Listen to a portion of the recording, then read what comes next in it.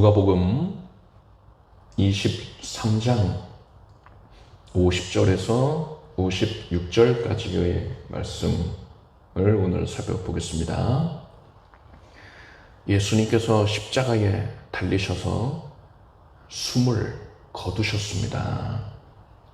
오늘은 아리마대 사람 요셉과 또 니고데모가 예수님의 시신을 장사한 내용에 대해서 살펴보겠습니다. 50절에서부터 56절까지를 제가 읽어드리겠습니다. 공회의원으로 선하고 의로운 요셉이라 하는 사람이 있으니 저희의 결의와 행사에 같아 하지 아니한 자라.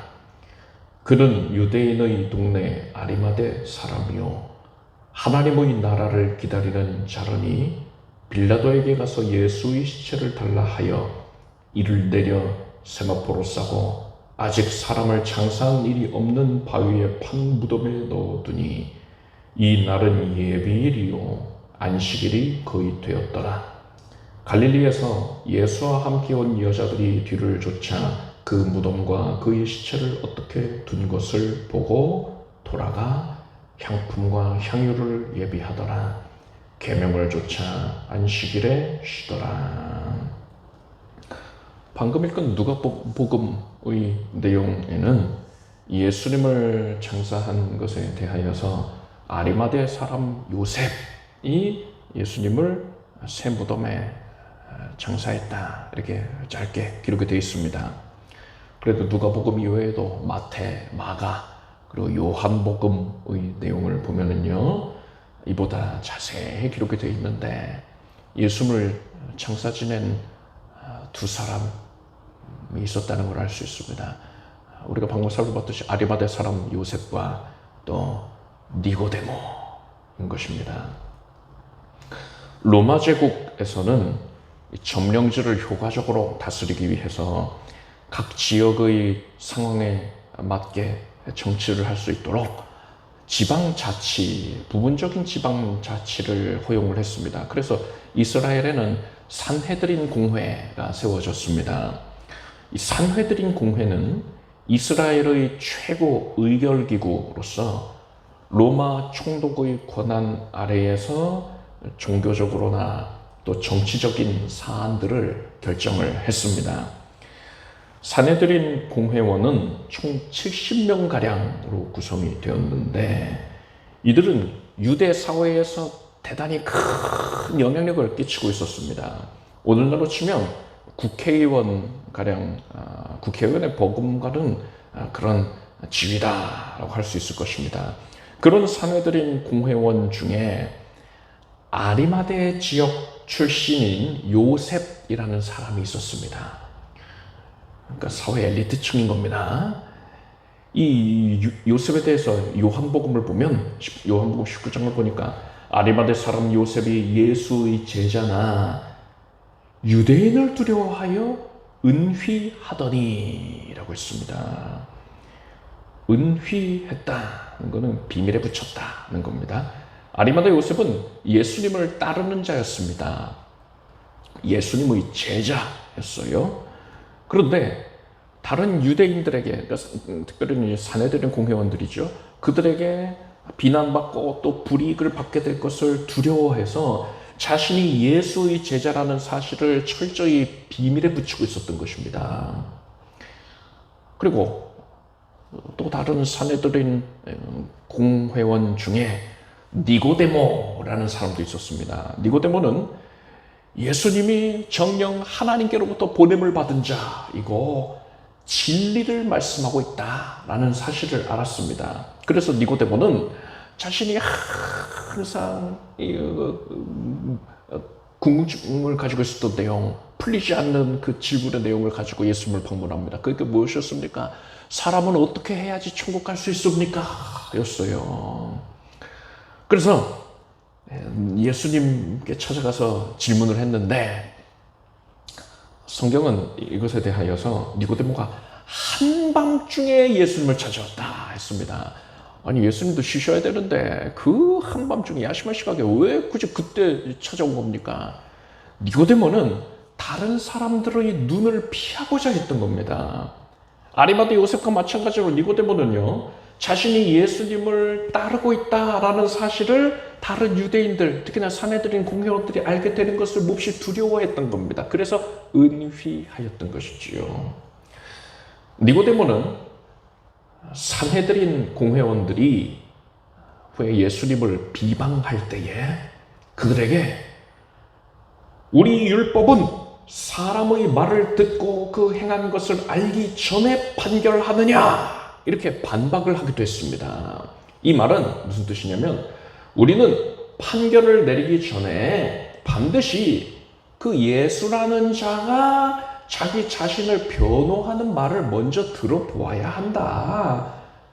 그가 한 말과 행동을 확인하는 절차를 가져야만 한다. 그래야지 제대로 된 판결을 낼 수 있다. 이런 의미입니다. 니고데모는 자신이 이렇게 말하는 것이 예수님을 위한 최선이다라고 생각을 했을 겁니다.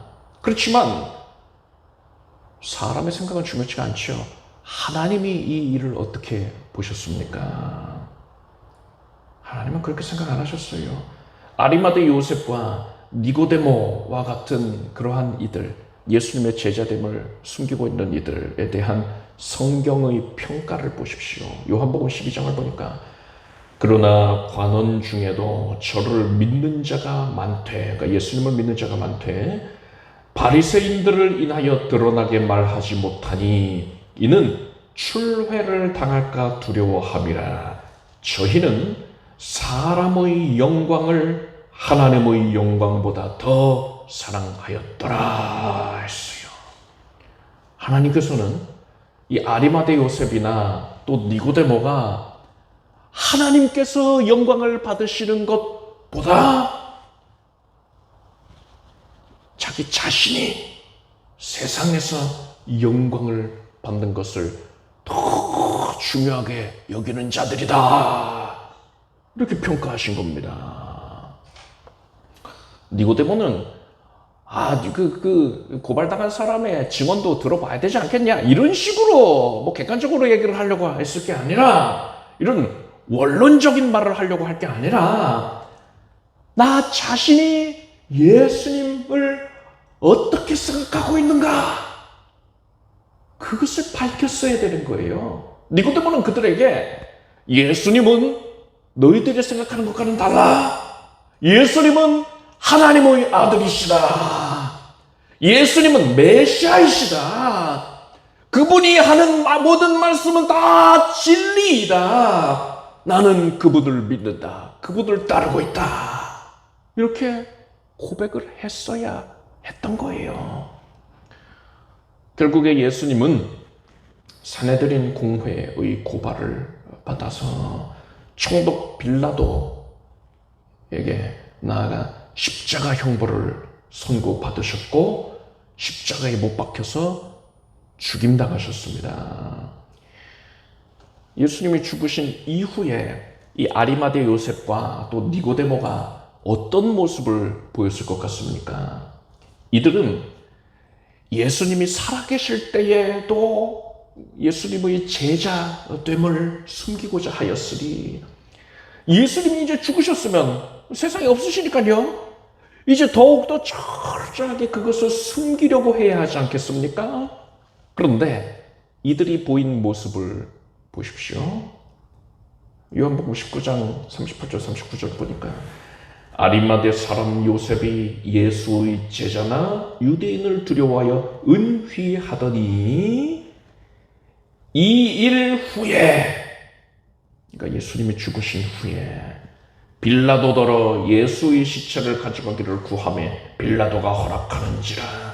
이에 가서 예수의 시체를 가져가니라. 일찍 예수께 밤에 나왔던 니고데모도 몰약과 침향 섞은 것을 100근쯤 가지고 온지라 했습니다. 아리마대 요셉은 빌라도에게 찾아가서, 총독 빌라도에게 찾아가서 예수님의 시신을 인계받아서 왔습니다. 여러분, 이것은 쉬운 일이 아니에요. 자칫 예수님의 공범으로 몰릴 수도 있는 상황인 것입니다. 그래서 예수님의 제자들 중 그 누구도 엄두를 내지 못하고 있는 매우 위험한 일이었어요. 제자들 중에 사도 요한이 제일 백이 든든한 자입니다. 대제사장과 개인적인 친분이 있었단 말이죠. 그래서 대제사장의 뜰에 아무렇지 않게 드나들 수 있었어요. 요한과 함께했던 베드로만 사람들이 비방을 했을 뿐이지, 너도 예수의 제자가 아니냐 했을 뿐이지, 요한한테는 함부로 말 못합니다. 대제사장과 가까웠기 때문에 그런 거예요. 그리고 요한은 예수님의 십자가 달리셨을 때에 다른 제자들 다 도망쳤고 멀찍이 지켜봤는지 몰라도 요한만큼은 예수님의 십자가 곁에 나와서 예수님의 임종을 지켰단 말입니다. 여인들과 함께요. 그러니까 대제사장이 그 요한에 대해서는 에휴, 이 철없는 녀석 하고서는 양해를 했던 것이지요. 그런 요한이었는데 그도 예수님의 시신을 내어달라 요구는 하지 못했습니다. 그처럼 위험한 일인 거예요. 예수는 지금 로마에 대한 반역범으로 몰려서 정치범으로 판단받고서 죽임당한 거거든요. 그런 예수의 시신을 거둬들다면 공범이다 몰려가지고 처형당할 수도 있는 일입니다. 그런데 아리마대 요셉은 자신의 목숨을 걸고서 예수님의 시신을 받아왔던 겁니다. 그리고 자신이 사용하기 위해서 미리 마련해 두었던 무덤에, 새 무덤이지요. 새로 만든 무덤에 예수님을 장사 지냈습니다. 여기서 여러분, 예수님이 새 무덤에 장사되셨다, 이미 사용 중인 무덤이 아니라 새 무덤에 장사됐다는 건 대단히 중요한 의미를 갖습니다. 여러분, 당시 유대인들은요, 새 무덤이 있고 헛무덤이 있나 이렇게 생각하실 수 있는데, 당시 유대인들이 장례 풍습이 어떻게 됐냐면은 무른 바위를 파냅니다. 그래서 굴을 만들었어요. 굴을 만들 때에 침대를 함께 만듭니다. 돌을, 침대 모양을 남겨놓고서 바위를 파내는 것이죠. 아래에 침대 2개 정도를 남겨놓고 큰 바위를 파서 굴을 만드는 거예요.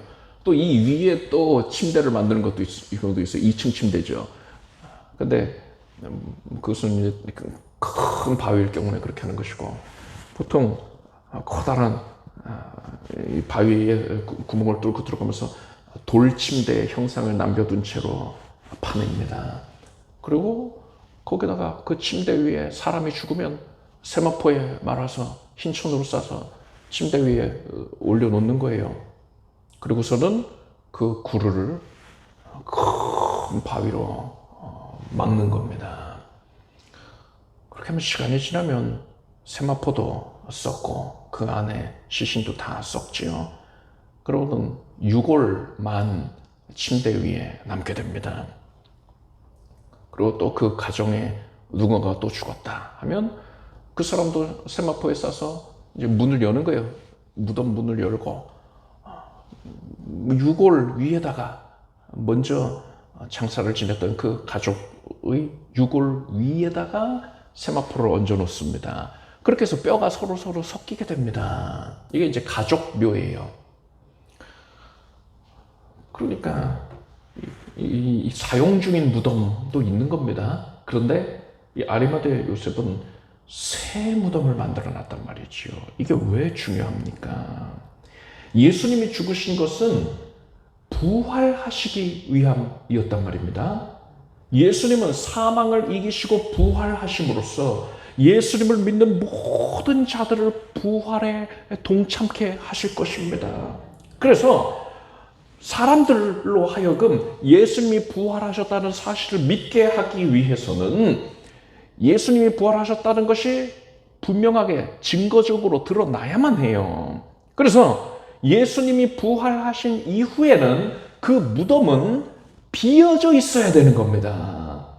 그런데 이미 사용 중인 무덤이었다면은, 이미 그 돌침대 위에 유골이 흩어져 있던 그런 상태라면은, 예수님이 아무리 부활하셨다 하더라도 사람들이 그 무덤을 방문해가지고 먼저 있던 유골을 가리키면서 이게 바로 예수의 유골이다 할 거란 말이지요. 그러면 안 되는 겁니다. 예수님이 부활하신 후에 그 무덤은 반드시 비어져 있어야 됐기 때문에, 그래서 하나님께서는 예수님을 한 번도 장사되지 아니한 새 무덤에 장사되게 하셨던 거예요. 그리고 그것을 위해서 이러한 중요한 역할을 하나님께서 누구에게 맡기신 겁니까? 아리마대 사람 요셉에게 맡기셨던 겁니다. 그래서 그의 마음을 감동하셔서 미리 새 무덤을 예배해 놓고 자기 자신이 쓰려고 만들어 놓은 거였거든요. 이제 우리 가족들은 여기다 장사를 해야겠구나 했을 터인데, 그렇게 예비되어 있던 무덤, 그것을 아리마대 요셉이 기꺼이 예수님을 위하여 내어놓았던 것이죠. 이 아리마대 요셉이 예수님의 시신을 받아왔을 때에 니고데모가 아리마대 요셉을 찾아왔습니다. 니고데모는 빈손으로 온 게 아니었어요. 모략과 침향을 섞은 것을 100근쯤 가지고 왔습니다. 모략은 대단히 값비싼 향료였습니다. 침향은 왕을 장례할 때나 사용이 되는 매우 비싼 향품이었어요. 100근이라는 건 한 34kg 정도가 됩니다. 이것은 예수님을 장사 지내고도 남을 만큼의 막대한 양이라고 할 수가 있습니다. 니고데모는 예수님을 만왕의 왕으로 여기고 있었기 때문에 자신이 할 수 있는 최선을 다해서 예수님을 섬기고자 하였던 거예요. 그런데 54절을 보니까 이날은 예비일이요 안식일이 거의 되었더라 했습니다. 예수님은 오후 3시에 숨을 거두셨습니다. 가끔 성도님들 중에 이 시간이 헷갈리실 수가 있는데, 복음서에 보면은 시간의 기준이 좀 다릅니다. 로마 기준으로 시간을 말하는 복음서가 있고, 당시 아람 문화권 또 유대인의 사고에 기반해서 시간을 말하기도 해서 3시가 몇시고 9시가 몇 시고 헷갈릴 수가 있는데, 그런 거 자취하고요. 예수님이 십자가에 달리신 시각은 오전 9시고 그로부터 6시간 동안 달려 계셨고 오후 3시에 숨을 거두셨다. 그리고 그날 오후 6시부터가 6월절이었다. 이렇게 정리를 하시면 됩니다. 예수님은 오후 3시에 숨을 거두셨는데 이제 6시부터 6월절이 시작된단 말입니다. 그런데 공교롭게도 이 해에 예수님이 죽임당하신 이 해의 6월절은 안식일이었어요.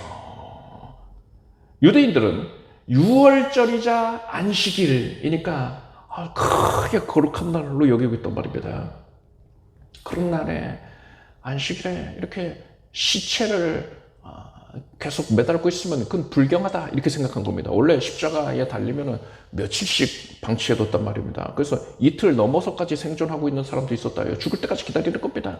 그렇게 광고 효과를 보는 거예요. 교육의 효과를 보는 겁니다. 다시는 로마 제국에 반란을 들지 마, 반란하지 말아라, 거기 가담치 말아라, 이런 교육 효과를 기대했던 거지요. 그래서 오랫동안 달려 있었습니다. 그런데 안식일에 그런 죽어가는 자가 달려 있는 것, 혹은 시체가 달려 있는 것, 이걸 원치 않는다 했던 거예요, 유대인들이. 그래서 그 요구를 받아들여서 군병들이 오후 3시가 넘은 시점에 이제 그런 요구가 있었고, 그래서 군병들이 서둘러서 예수님 양쪽에 달린 강도들이 있지 않습니까? 원래 십자가에 달리면 천천히 죽게 하려고 받침대를 발에다가 대어줍니다. 십자가에 보면 발 받침대가 항상 있어요. 십자가에 달리면은 폐를 체중이 서서히 짓눌러서 호흡곤란에 의해서 죽게 됩니다. 과다출혈로 죽는 게 아니라 호흡곤란 때문에 죽는 거예요. 근데 호흡곤란을 최대한 지연을 시켜서 천천히 죽게 만드는 겁니다. 받침대를 두어서. 그런데 빨리 죽게 하려면 어떻게 하면 됩니까? 가장 좋은 방법은 받침대를 빼버리면 되는데, 받침대 빼려면 귀찮잖아요. 또 다시 껴야 되지 않습니까? 그래서 그렇게는 안 하고요. 로마 군병들은 큰 망치를 가져다가 십자가에 매달려 있는 죄수들의 무릎을 내리쳤습니다. 무릎과 그 아래 뼈를 내리친 거예요. 그럼 무릎이 박살이 나고요. 다리 뼈가 부서지면서 체중이 아래로 쏠리지 않겠습니까? 그러면서 호흡곤란으로 죽게 되는 거예요. 그래서 죄수들, 십자가에 달린 죄수를 죽이려고 할 때는 다리를 꺾는다고 그 표현을 합니다. 그렇게 두 강도들이 살아있는 게 명확하니까 그들을 가서 다리를 꺾어버렸어요. 무자비하게 내려친 겁니다. 그런데 예수님을 보니까 이미 숨을 거뒀단 말이죠. 아니 이렇게 빨리 죽나 싶은데 그럴 만도 하잖아요. 예수님 밤새 끌려다니시고 채찍에 2차례를 맞으시지 않았습니까? 그래서 예수님은 이미 숨을 거두신 상태였어요. 그래서 굳이 다리를 꺾어서 그 시체를 흉하게 만들 필요가 있느냐 싶은 겁니다. 그래서 이 병사가 날카로운 창으로, 그냥 일반 창이 아니라 송곳 같은 창입니다. 기다란 창으로 예수님의 옆구리를 콕 찔러서, 살아있으면 신음이라도 낼 테니까 옆구리를 콕 찌릅니다. 살짝 찌른 게 아니라 통과할 만큼 찌른 거예요. 그러고서 뺍니다. 물과 피가 흘러나왔지요. 그래서 예수님의 시신은 다리를 꺾지 않았습니다. 그러고서는 이제 죄수들이 곧이어서 수분 내로 죽었을 것이고, 그 일이 있은 후에 비로소 아리마대 요셉이 예수님의 시신을 빌라도에게 찾아가서 받아가도 된다, 이 허가를 받은 거 아닙니까? 그래서 사람들을 이끌고 아리마대 요셉이 다시 골고다 언덕까지 와서 예수님의 시신을 내리고 다시 자기 집으로 갔을 거예요. 시신을 가지고 자기 집으로 가서 이제 장례사를 지내려고요. 그러면 여러분, 시간이 얼마나 흐른 겁니까? 예수님이 3시에 숨을 거두셨다니까요. 최대한 이 모든 일들이 집약적으로 이루어졌다고 해도 아리마대 요셉의 집에 예수님이 4시경에 도착을 하셨을 겁니다. 4시는 굉장히 이상적인 시간이고 5시경은 되지 않았을까, 이렇게 생각할 수도 있어요. 그런데 6시부터는 6월절이자 안식일이란 말입니다. 그러니까 장사를 제대로 지낼 시간이 없는 거예요. 그렇기 때문에 몰약과 침향 섞은 것을 가져왔다 했죠. 이것을 구별을 해서 꼼꼼하게 예수님의 시신을 원래로 닦았어야 되는데 그럴 시간이 없는 겁니다. 섞어서 원치 않게 어쩔 수 없이 예수님의 시신에 대충 뿌릴 수밖에 없었던 거예요. 그래서 둘둘둘둘 급히 세마포에 말아서 또 무덤까지 운반을 해야 되잖아요. 그 시간도 상당하단 말입니다. 그러니까는 급하게 이루어진 거예요. 모든 것이 급하게 이루어진 거예요. 아리마대 요셉이 예수님의 시신을 받아왔다라는 말이 들려오니까 니고데모가 몰약과 침향을 섞은 것을 가져다가 급히 달려온 겁니다. 그리고서는 예수님의 시신을 세마포로 둘둘 싸기 전에 안타까운 마음에, 원래 깨끗하게 씻겨드려야 되는 건데 그러지도 못하고 대충 뿌리기만 하고 둘둘둘 말아서 장정들로 하여금 서둘러서 거의 뭐 달려가다시피 그 무덤으로 달려가서 동굴 안에다가 돌 침대 위에 내려놓고 나오게 된 것이지요. 대단히 긴급하게 이루어진 거예요. 예수님을 제대로 장사를 지내는 게 아닙니다. 시신을 제대로 향품으로 닦지를 못했단 말입니다. 너무나 마음이 아프죠. 그래서 여인들이 안식일이 지난 후에, 안식 후 첫날에 예수님의 무덤을 다시 방문을 하게 되는 거예요. 다시 장사를 지내드리려고. 그래서 막달라 마리아와 야고보의 어머니 마리아와 살로메가 안식 후 첫날 이른 새벽에 예수님 무덤을 향하여 나아가게 되는 겁니다. 자, 이렇게 아리마대 요셉과 니고데모가 예수님을 정신없이 장사 지냈는데, 만약에 다른 유대인들이, 그러니까 다른 사내들인 공회원들이 이 사실을 알게 되면 어떻게 되겠습니까? 지금 니고데모도 그 얘기를 듣고 아리마대 요셉이 예수님의 시신을 받아갔다, 이 소식을 듣고서 달려간 거 아닙니까? 서로 간에 뭐 예수님의 제자인지 몰라요. 그런데 아리마대 요셉이 그리했다는 걸 듣고서는 니고데모가 난 가만히 있을 수 없어 하고서는 챙겨보고 간 거거든요. 이 소문이 다 바닥에 퍼지는 겁니다.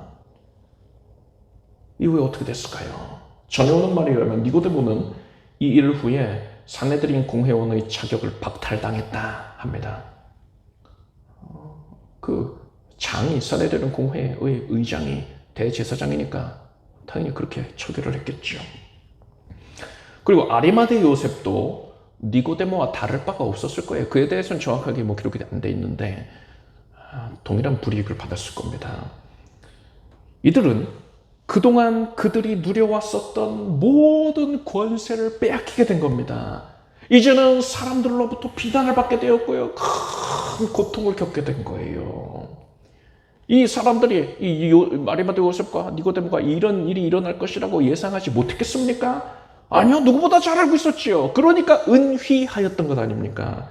그런데 왜 이 시점에, 예수님이 죽으신 그 이후의 시점에, 살아계실 때 한 것도 아니고요, 예수님은 죽고 없는 이 시점에 왜 이들이 이런 행동을 한 겁니까? 마가복음 15장 43절 보니까 아리마대 사람 요셉이 와서 당돌히 빌라도에게 들어가 예수의 시체를 달라 하니 이 사람은 존귀한 공회원이요 하나님의 나라를 기다리는 자라 했어요. 우리는 이 말씀을 통해서 이들이 이런 모습을 보인 이유를 알 수 있습니다.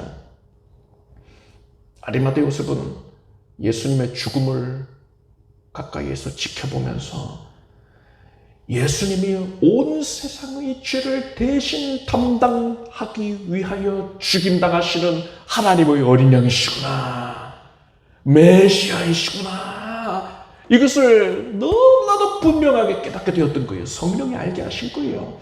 그래서 그는 예수님의 죽으심으로 말미암아서 절망에 빠졌던 것이 아니라 오히려 천국에 대한 소망을 갖게 된 겁니다. 하나님의 나라를 기다리게 된 거예요. 그런데 아리마대 요셉이 또 니고데모가 자기 모습을 돌아보니까 자신은 그동안 예수님의 제자라는 사실을 부끄러워하고 있었잖아요. 그래서 그것을 숨겨왔단 말입니다. 이것은 하나님의 나라에 속한 자가 보일 모습이 아닌 겁니다. 마귀에게 속한 자가 보일 모습인 거예요. 그래서 아리마대 요셉은 자신의 정체성을 더 이상은 숨기지를 아니하고 자신이 예수님을 따르는 자라는 사실을 세상에 담대하게 드러냈던 겁니다. 니고데모도 마찬가지로 그런 이유로 인하여서 자신의 정체성을 드러냈던 겁니다. 우리는 이 아리마대 요셉과 니고데모가 자신의 정체성을 드러낸 그 시점을 주목을 해야 됩니다. 예수님이 죽임당하시고 예수님을 따르던 제자들은 자기 생명을 보존하기 위해서 뿔뿔이 흩어졌습니다. 백성들은 빌라도의 재판정에서 그들의 입으로 예수를 십자가에 못 박으시오 힘껏 소리쳤어요.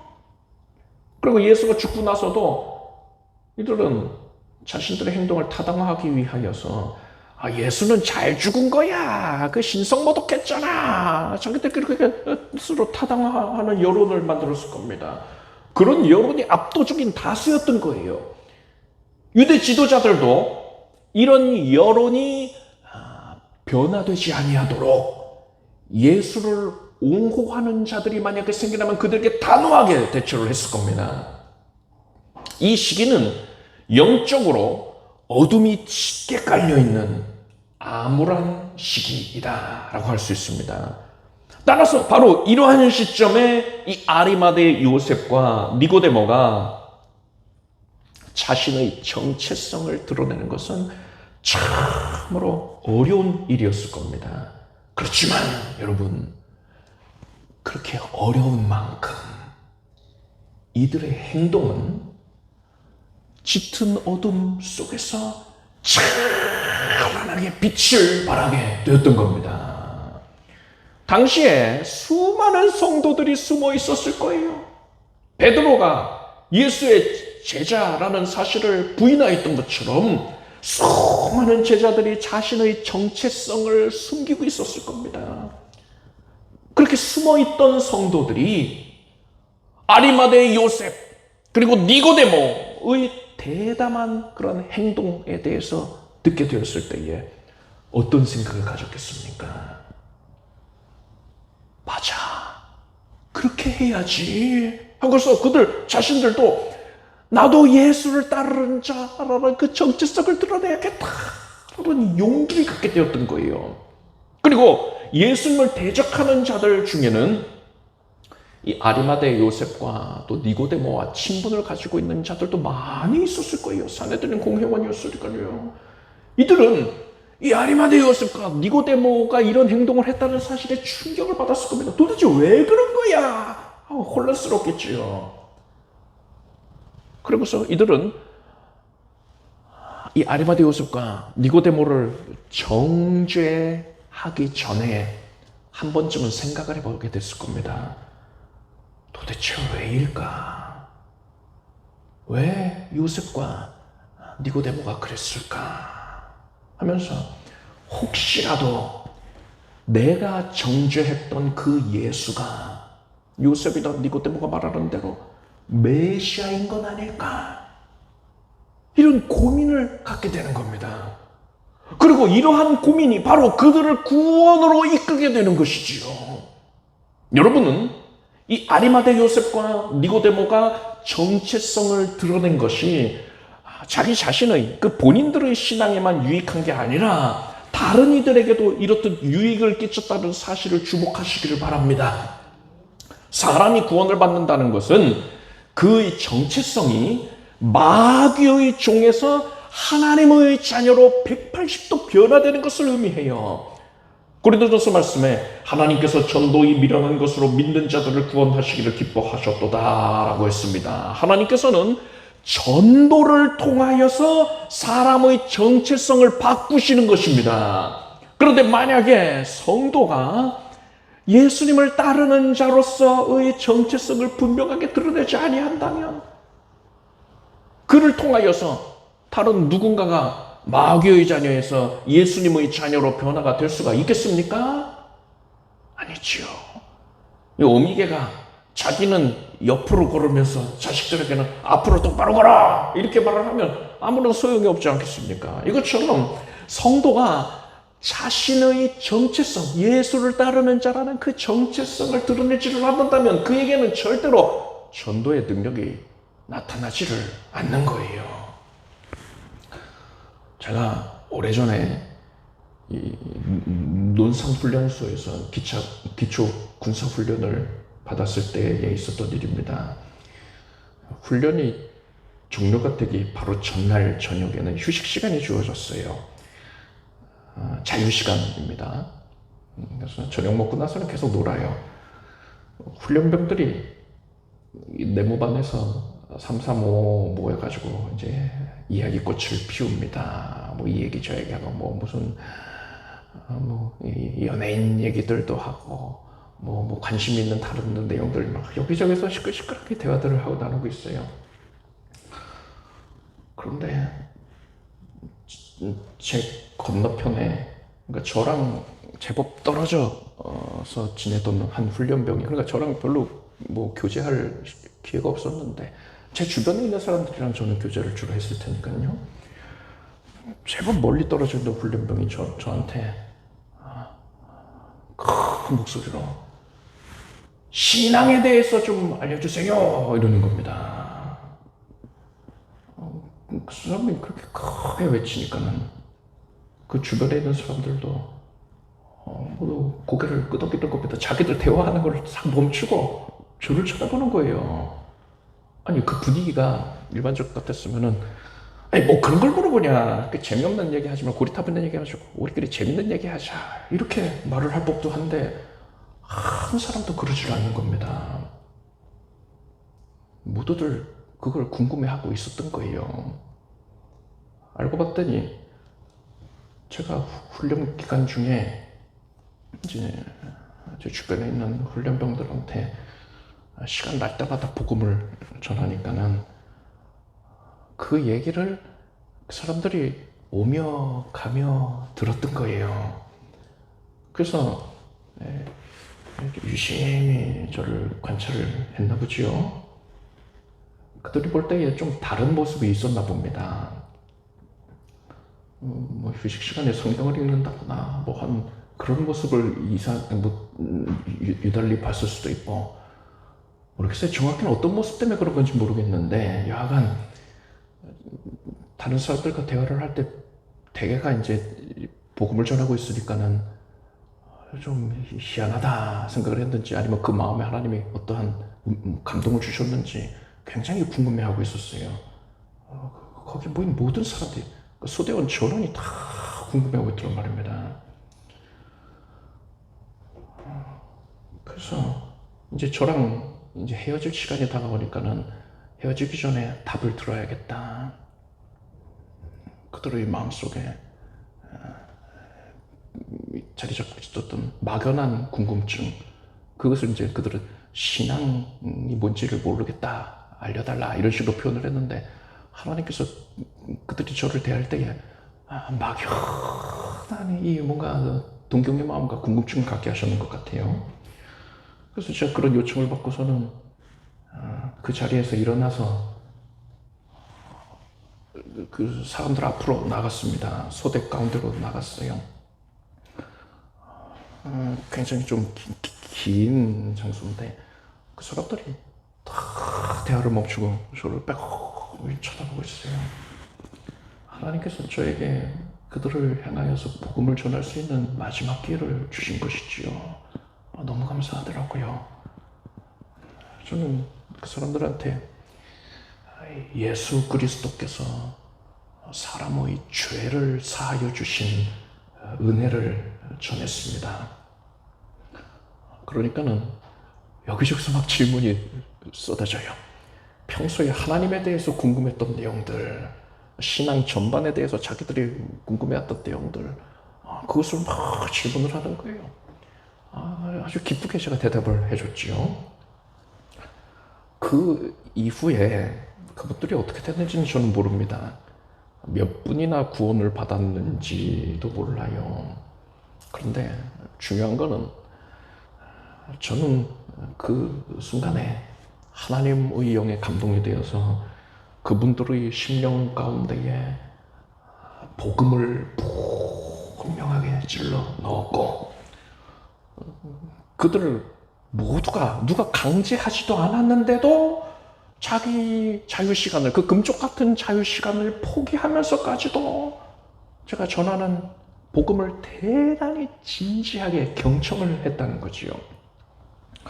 여러분, 제가 그분들이 주목할 만한 어떤 모습을 보였는지는 저도 잘 모르겠어요. 그런데 제가 만약에 훈련소에서 다른 분들과 지내는 동안에 구별되질 않았다면 그들이 제 말에 귀를 기울이지는 않았을 거라고 생각합니다.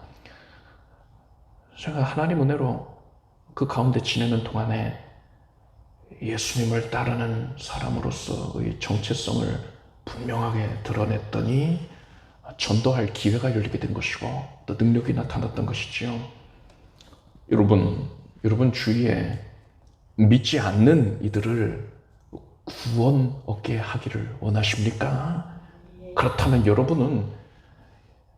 여러분이 예수 믿는 자로서의 정체성을 드러내게 되길 바랍니다. 이 말은 다른 사람 앞에서 뭐 신령한 체 하라는 게 아니에요. 그것은 오히려 방해가 될 수도 있죠. 그저 예수님을 따르는 자답게 살아가자는 것입니다. 아리마대 요셉과 이 니고데모는 영적인 어둠의 시기에 자신의 정체성을 드러냈다 했습니다. 오늘날은 어떻습니까? 성경은 예수님이 재림하셔서 이 세상을 심판하실 날, 그 날이 가까울수록 이 세상은 더욱더 죄악이 관영해질 것이다 라고 말씀하고 있습니다. 따라서 예수님의 재림이 임박한 오늘날은 역사상 그 어느 때보다도 영적으로 짙은 어둠에 휩싸여 있는 시기라고 할 수가 있는 겁니다.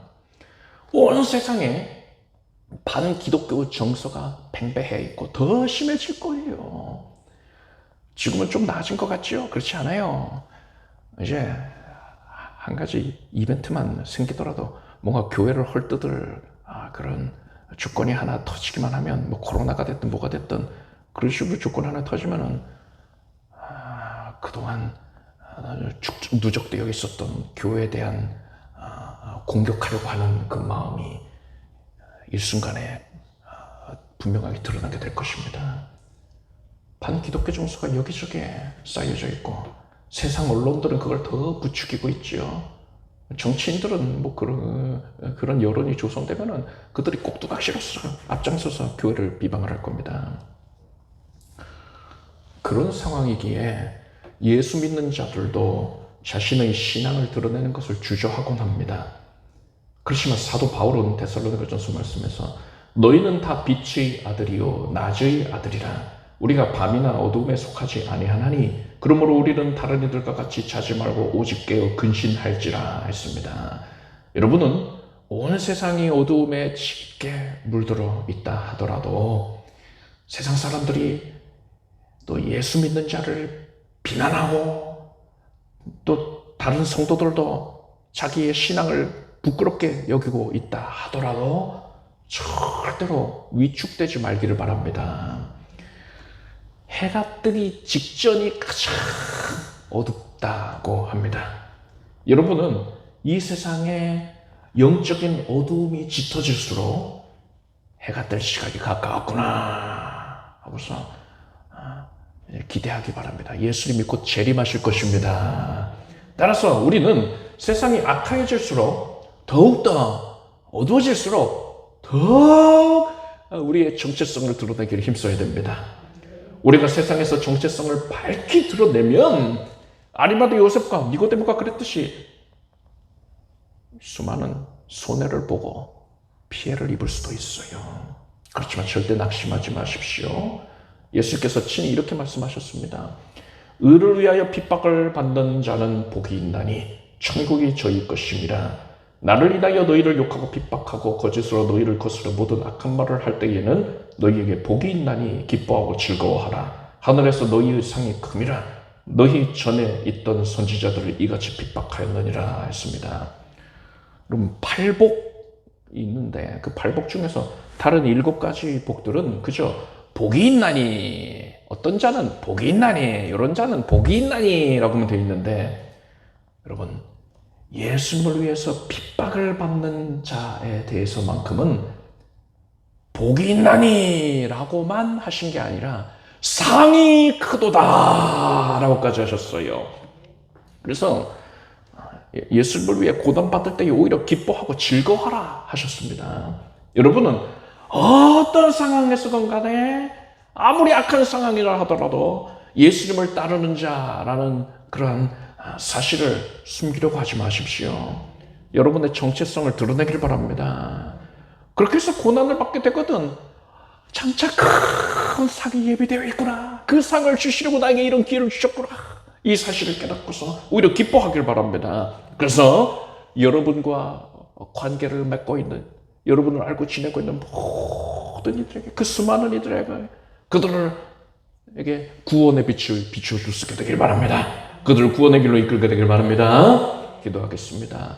하나님, 우리가 이제 정체성을 드러내게 해주시옵소서. 아리마다 요셉과 니고데모가 그랬듯이 어둠의 시기에 우리가 예수 믿는 자로서의 정체성을 분명히 드러내게 하소서. 그래서 어둠 가운데 빛을 발하게 하시고 많은 이들을 예수께로 이끌게 하여 주시옵소서. 예수님의 이름으로 기도드립니다. 아멘. 모두 자리에서 일어나시기 바랍니다. 가슴에 손 얹으시고 아픈 곳에 손 얹고 간절한 소원을 품고서 믿음으로 기도하겠습니다. 하나님께서 우리에게 지금 믿음 주시고 권면의 말씀 주시어서 감사드립니다. 이제 하나님의 말씀을 우리의 영혼이 섭취하고 우리의 영혼이 기름지고 살찌게 하여 주시옵소서. 영혼이 잘됨같이 범사가 잘되고 강건케 하여 주시옵소서. 주의 백성들이 이 어둡고 혼탁한 세상 가운데에서 진리의 빛을 발산하게 하소서. 성령이여, 빛이 되시는 성령이여, 지금 주의 자녀들에게 충만하게 임재해 주소서. 그래야 더 드러나 주소서. 성령이 드러나시는 것을 내가 가로막지 못하게 하소서. 압도하소서. 드러내 주소서. 성령의 능력을 드러내소서. 이 세상 가운데에서 하나님께서 분명히 드러나실 것이니, 우리를 통하여 드러나실 것이니 기대하고 기뻐할지어다. 믿음으로 영접하여 누릴지어다. 연약한 심령은 고침받을 것이며 기쁨과 평강이 가득할 것이고 하나님께만 집중하는 심령이 될지어다. 오직 하나님만 드러낼지어다. 하나님, 우리의 병든 육신을 고쳐주시옵소서. 생명을 내려주소서.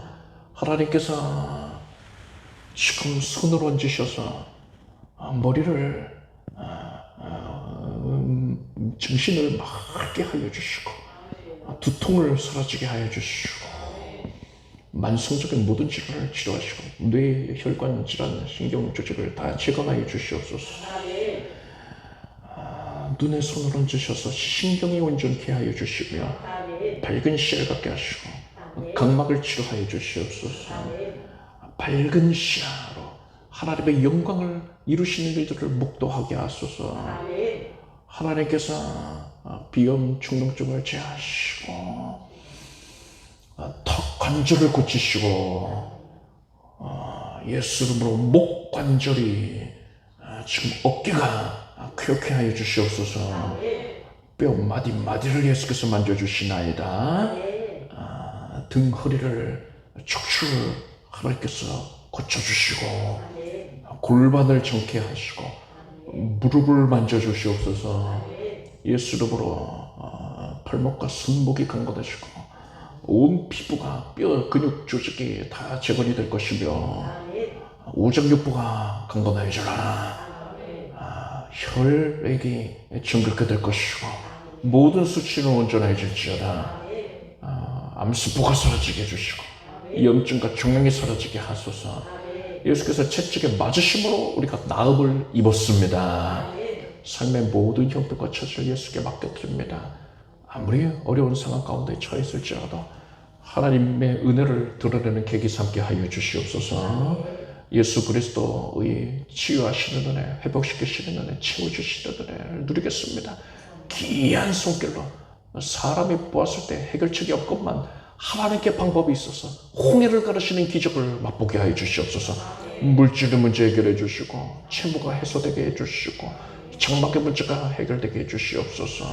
안정된 직장을 얻게 하여 주시고 하나님의 빼어나게 하심으로 말미암아 으뜸되고 또한 선한 영향력을 발생케 하소서. 진약을 허락하시옵고 매 순간 분초마다 예수 그리스도 동행하는 기쁨이 있게 하소서. 만남의 복을 허락해 주소서. 예수님의 이름으로 기도드립니다. 믿음 누려들지어다. 박수 올리겠습니다. 자리에 앉으시기 바랍니다. 정성된 마음으로 준비한 헌금을 드리겠습니다. 주님을 위해 축복 기도하겠습니다. 하나님의 은혜입니다. 지금까지 지내온 모든 순간이 하나님의 은혜의 연속이었고 여기까지 도와주신 것을 감사합니다. 지금도 동행하심을 감사하옵고 영원토록 함께 하셔서 이끄심을 믿습니다. 기대하는 마음으로 기뻐하는 마음으로 예수 그리스도께 감사하는 마음으로 예물을 올리었나니 하나님께서 아름답다 여겨주시옵소서. 주의 자녀들의 삶이 크게 융성하여져서 하나님께 드리는 데 주저함이 없게 하여 주시고 작정된 마음으로 기뻐하는 마음으로 내어드리게 하소서.